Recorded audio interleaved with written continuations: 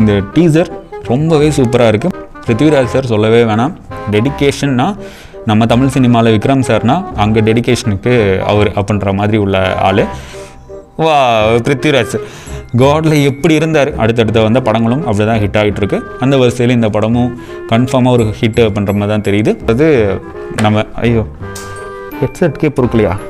Hi friends, welcome to Filmy Decoding Studio and I'm your Maskman. நாம் இன்றைக்கி பார்க்க போகிற ட்ரைலர் எது அப்படின்னா, நம்ம பிருத்திவிராஜ் சாரோட அடுத்த படம் ஒன்று வரப்போகுது. இப்போ தான் கோட் லைஃப் ஒன்று வந்திருந்தது. ஸோ அந்த படத்துக்கு அப்புறமா அவர் ஒரு ஃபீல் குட் மூவியாக வரக்கூடிய படம் அவர் முன்னாடி அனௌன்ஸ் பண்ணியிருந்தது. இது வந்து ஒரு ஃபேமிலி என்டர்டெய்னர், ஜாலியாக தான் இருக்கும் அப்படின்னு சொல்லிட்டு.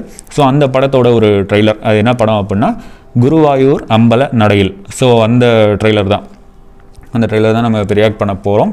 ஸோ ஃபஸ்ட்டு இதோட மூவி கிரெடிட்ஸ் பார்த்துடலாம், அதுக்கப்புறம் பார்த்துட்டு ரியாக்ட் பண்ணலாம். ஸோ வாங்க வீடியோக்குள்ள போகலாம்.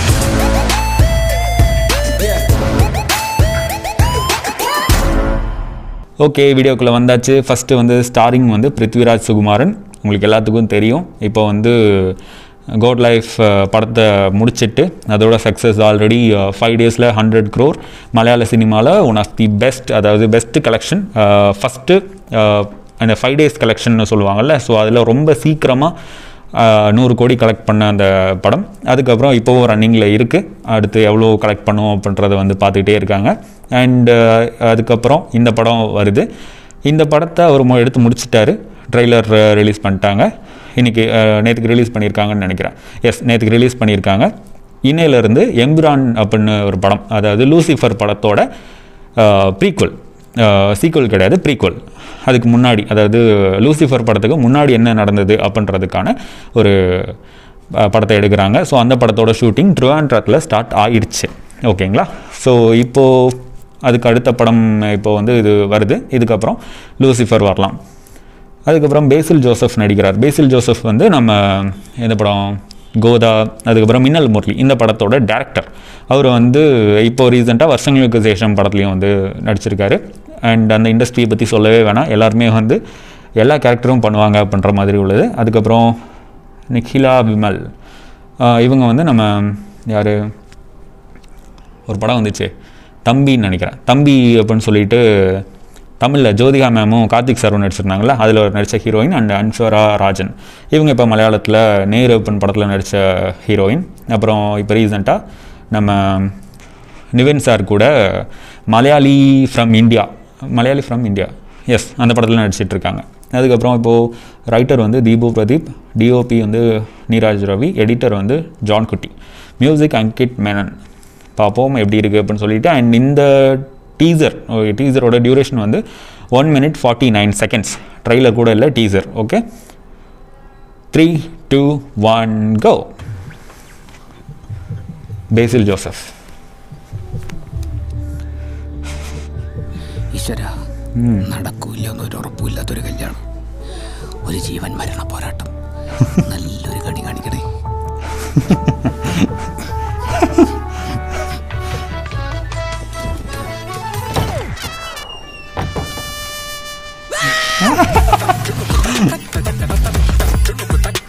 பிருத்திவிராஜ் சாரோட ப்ரொடக்ஷன் தான். ആനന്ദിനൊരു പഞ്ചപാവ, ഒരു സാധു. வா பிருத்திவிராஜ் காட்ல எப்படி இருந்தாரு. കൈതോലപ്പറമ്പിൽ വിനു രാമചന്ദ്രൻ അല്ലയാ സ്മൈൽ. നിന്നെ നേരെ കാണാൻ ഭയങ്കര ഗ്ലാമർ ആണല്ലോടാ. ഇത് ആനന്ദേട്ടനെ കാണുമ്പോ പറയാൻ വെച്ചിരുന്ന ഡയലോഗാ. സത്യായിട്ടും അനശ്വര രാജൻ കല്യാണം കഴിക്കാൻ വേണ്ടി മാത്രം ഇല്ല. പണ്ടൊരു പ്രേമം ഉണ്ടായിരുന്നല്ലേ.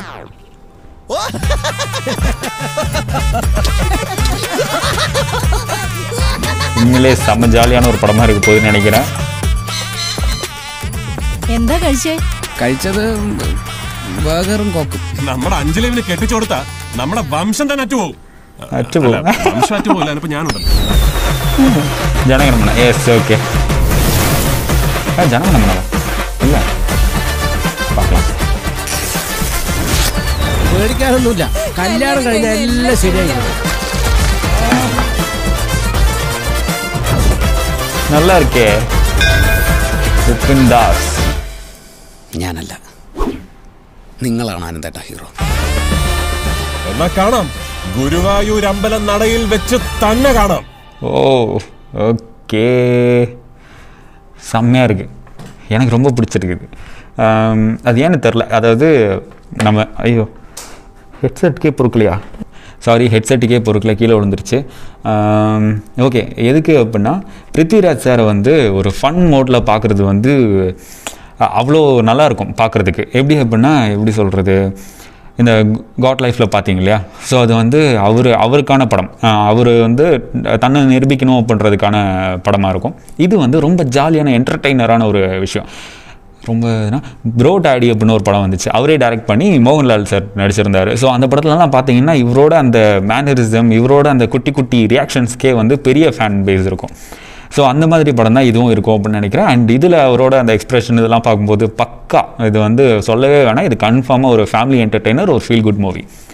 மலையாளத்தில் வந்து இந்த இயர் மட்டுமே வந்து கிட்டத்தட்ட 7 படத்துக்கு பக்கம் பிளாக் பஸ்டர் ஹிட்டு காமிச்சிட்டாங்க. ஆஸ்லரில் ஸ்டார்ட் ஆச்சு. ஆஸ்லர் வந்து கிரிட்டிக்ஸ் ரீதியாக கொஞ்சம் இது பண்ணியிருந்தாலும் பாக்ஸ் ஆஃபீஸில் கலெக்டட் 30 crore சம்திங், ஓகேவா. ஸோ அது வந்து அதுக்கோட பட்ஜெட்டுக்கு இது வந்து ரொம்பவே அதிகம், 30 to 35 crores அப்படின்றது வந்து ரொம்பவே அதிகம். மஞ்சுமல் பாய் சொல்லவே வேணாம், 235 crore கலெக்ட் பண்ணிடுச்சு ஆல்ரெடி. அண்ட் இப்போவும் ரன்னிங்லேயே தான் இருக்குது. At the same time Premalu 125 crore something என்னமோ கிராஸ் பண்ணிடுச்சு. அதுக்கப்புறம் goat life 5 days 100 crore still running. அதுக்கப்புறம் பிரம்மயுகம் அது வந்து 85 crore பக்கம் கலெக்ட் பண்ணிடுச்சு, 100 crore வரல, 85 crore பக்கம் கலெக்ட் பண்ணிடுச்சு. அதுக்கப்புறம் இப்போ ரீசெண்டாக ஆவேஷம் வந்து 5 நாளில் 50 கோடி கலெக்ட் பண்ணிடுச்சு. அதுக்கப்புறம் வருஷங்களுக்கு சேஷம் 5 நாளில் 50 கோடி, 6 நாளில் 50 கோடி.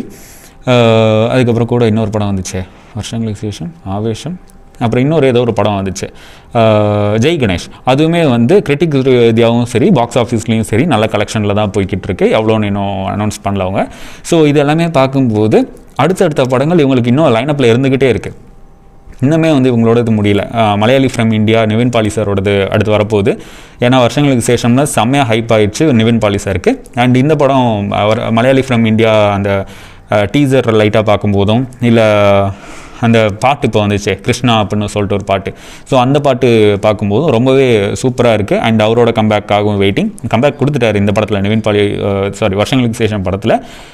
இருந்தாலுமே வந்து அவரோட பர்சனல் அந்த படத்தில் அவரோட தனி ஏரியாவில் அவங்க பண்ணணும் அப்படின்றது வந்து இருக்குது.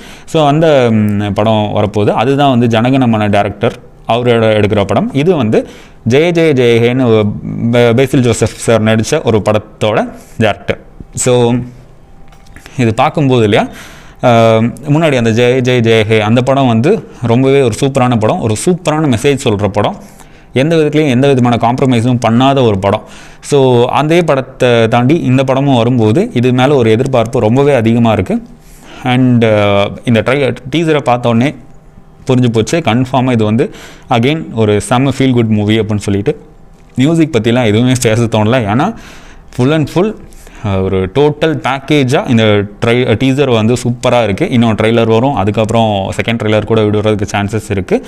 ஸோ அப்படின்னு பார்க்கும்போது இந்த டீசர் ரொம்பவே சூப்பராக இருக்குது. பேசில் ஜோசப் சார் ஒரு படத்தை செம்மையாக ஹிட்டு கொடுத்து முடித்ததுக்கப்புறம் டேரக்டராக வராமல் ஆக்டிங் பண்ணுறது, ஜெய ஜெய ஜெயலே இவர் தான் வந்து ஆக்டர். இந்த படத்துலையும் ஆக்ட் பண்ணியிருக்காரு. அப்புறம் சில படங்களில் காமெடி ரோலுக்கு வராரு. நல்லா இருக்குது பார்க்குறதுக்கு. அவங்களோட அந்த டிரான்ஸ்ஃபர்மேஷன்ஸ் ஒன்று கொடுக்கறது வந்து இருக்கு இல்லையா, ரொம்பவே சூப்பராக இருக்குது. பிருத்விராஜ் சார் சொல்லவே வேணாம். டெடிக்கேஷன்னா நம்ம தமிழ் சினிமாவில் விக்ரம் சார்னா அங்கே டெடிக்கேஷனுக்கு அவர் அப்படின்ற மாதிரி உள்ள ஆள். ஸோ பார்க்குறதுக்கு ரொம்பவே சந்தோஷமாக இருக்குது. மலையாளம் சினிமா வந்து அவங்களே வந்து ரொம்ப சொல்கிறாங்க, இவ்வளோ நாள் வந்து எங்களோட ஃபிலிம்ஸை வந்து அவங்க கேட்க மாட்டாங்க, நாங்கள் தான் கேட்டு அடுத்தடுத்த ஸ்டேட்டுக்கு கொடுப்போம், இந்த இது ஃபிலிம் வந்து நீங்கள் ரன் பண்ணுங்கள் அப்படின்னு நாங்கள் கொடுப்போம். பட் இப்போல்லாம் அவங்க கேட்குறாங்க எங்ககிட்ட, ஓகே இந்த படம் இவ்வளோ ஓட்டலாம் நீங்கள் கொடுங்க அப்படின்னு சொல்லி கேட்குறாங்க. அது ரொம்ப பெருமையாக இருக்குது அப்படின்னு. ஸோ அதை வந்து அச்சீவ் பண்ணுறதுக்கு ரீசன் என்னென்னா அவங்க கொடுக்குற குட் கண்டென்ட் தான், ஓகேவா. அதை வந்து அவங்க கரெக்டாக புரிஞ்சு வச்சுருக்காங்க. கிரிட்டிக்ஸ் ரீதியாகவும் நல்லா இருக்கணும், at the same time box ஆஃபீஸ்லேயும் நல்லா இருக்கணும் அப்படின்னு சொல்லிட்டு. ஸோ மஞ்சுமல் பாய்ஸ் அப்படி தான் ஹிட் ஆச்சு. அடுத்தடுத்த வந்த படங்களும் அப்படி தான் ஹிட் ஆகிட்டுருக்கு. அந்த வரிசையில் இந்த படமும் கன்ஃபார்மாக ஒரு ஹிட்டு அப்படின்ற மாதிரி தான் தெரியுது. ஓகே, படம் வரட்டும், பார்க்கலாம். அடுத்து ட்ரெய்லர்லாம் வரும், ஸோ அதெல்லாம் ரியாக்ட் பண்ண தான் போகிறோம். அது வரைக்கும் காத்திருக்கலாம். ஃபில்மி டிகோடிங் ஸ்டுடியோ மாஸ்க்மேன் பாய்.